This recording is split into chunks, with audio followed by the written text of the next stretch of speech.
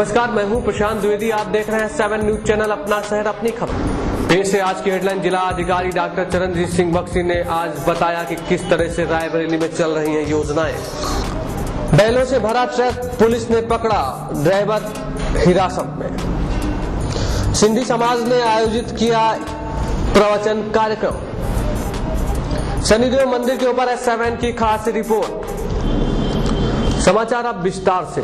District magistrate doctor Charanjit Singh Bakshi ने S7 से खास बातचीत में साफ किया कि रायबरेली में विकास कार्यों को लेकर काफी योजनाएं चल रही हैं। इन योजनाओं से हर तरह का आदमी हो रहा लाभान्वित और योजनाओं को देखते हुए जिला अधिकारी डॉक्टर बख्शी ने साफ किया कि कोई भी ऐसा व्यक्ति नहीं बचेगा जिसको इन योजनाओं से लाभ न मिले। के बारे में क्या जानकारी देना चाहिए? प्रेरणा योजना एक नई तरीके की पायलट स्कीम है जो कि यूपी में रायबरेली से शुरुआत हुई है। गवर्नमेंट ऑफ इंडिया की ये स्कीम है।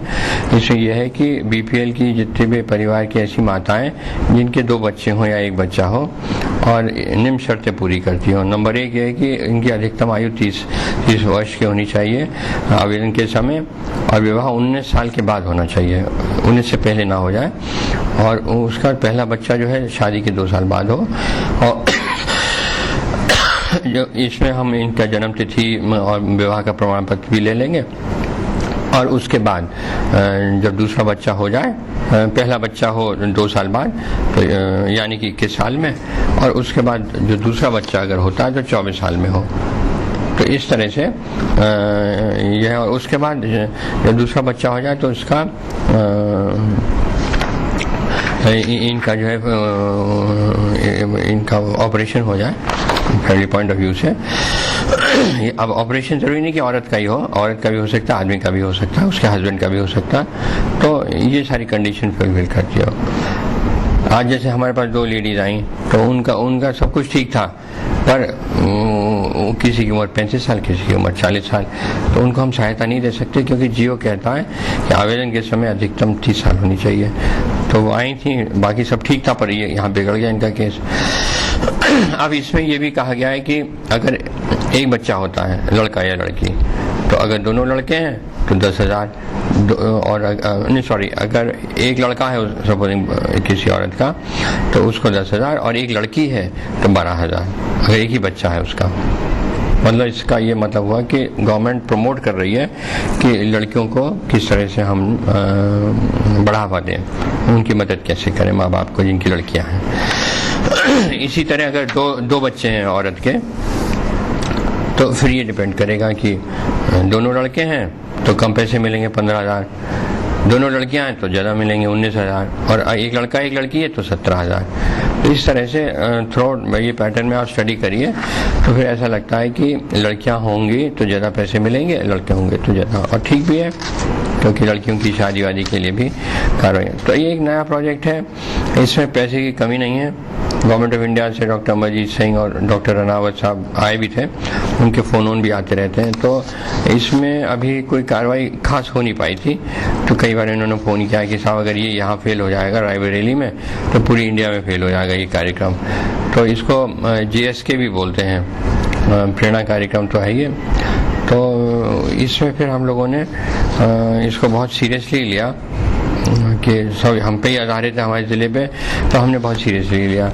और इसमें उत्तराखंड के जो है टेढ़ी डैम वाले, वो भी हमको 25 लाख रुपया देंगे, और पैसे की कमी नहीं है जितने। तो हमने फिर एक करीब 5-6 NGOs को दिया ये काम, और वो सर्वे कर रहे हैं और गांव-गांव जा रहे हैं और इस तरह के कपल को ढूंढ रहे हैं जिस तरह के मैंने बताया। और ऐसा मेरे समझ से तो 500-1,000 से कपल ज़्यादा मिलेंगे नहीं अगर मिले पूरे ज़िले में, तो क्योंकि कंडीशन बड़ी सख्त है। और अगर मिल गए तो उनको फिर हम लोग इनाम दिलवाएंगे गवर्नमेंट ऑफ इंडिया से। NGO को ये फ़ायदा है कि एक कपल का अगर मिल जाता है इस कंडीशन को फुलफिल करते हुए, तो उनको 500 रुपया मिल जाएगा एक कपल का।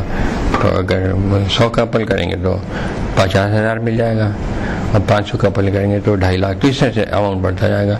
तो हम लोगों ने पिछले दिन CMO साहब थे तो बैठक करी, तो उसमें 6-7 NGOs को एंगेज कर लिया और सबको 2-2 दे दिए। नेहरू युवा केंद्र को भी 4 दे दिए ब्लॉक। और मैं फिर 29 तारीख को बैठक करूंगा, उसमें इसको समअप करूंगा कि क्या क्या हुआ, और फिर हम अपने प्रपोजल दिक्कतें हैं, मैरिज सर्टिफिकेट होता नहीं गांव में, सो मच सो की कई बर्थ सर्टिफिकेट की भी दिक्कत रहती है। पर इन सबको करके गवर्नमेंट इंडिया को बताएंगे कितना है और पैसे की डिमांड करेंगे। जब पैसा आ जाएगा तो इन लोगों को बांट दिया जाएगा। इसी तरह NGO को भी पैसा दे दिया जाएगा। तो एक बड़ी अच्छी स्कीम है, एक तरह से बढ़ावा है कि फैमिली प्लानिंग को कैसे प्रमोट किया जाए, इसके लिए एक बढ़ावा है।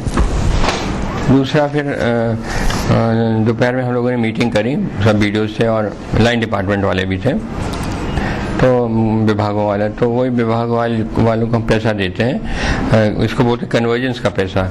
तो कई लोग खर्च नहीं कर पा रहे विभाग वाले, ये बड़ा चिंता का विषय है। और कुछ दिक्कतें थी उन लोगों की, विभागों की।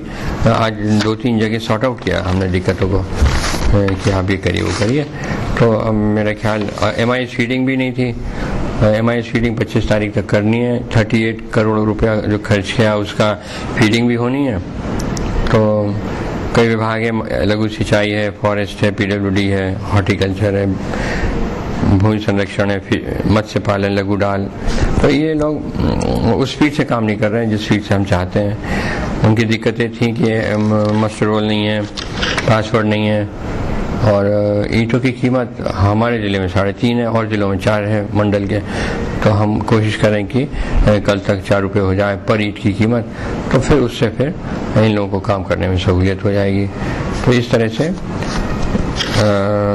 इसमें कार्रवाई की गई। दूसरा एक पॉइंट था कि लॉ डिपार्टमेंट का, श्रम विभाग का, लेबर डिपार्टमेंट का एक ये GO आ गया है कि जो भी काम करेंगे संस्थाएं BDOs को छोड़कर, नरेगा को छोड़कर, वो 1% ऑफ द लागत, 1% सामान जितना भी प्रोग्राम है उसके 1% जमा करेंगे पर्टिकुलर हेड में, और वो श्रमिकों के बेहतरी के लिए खर्च होगा।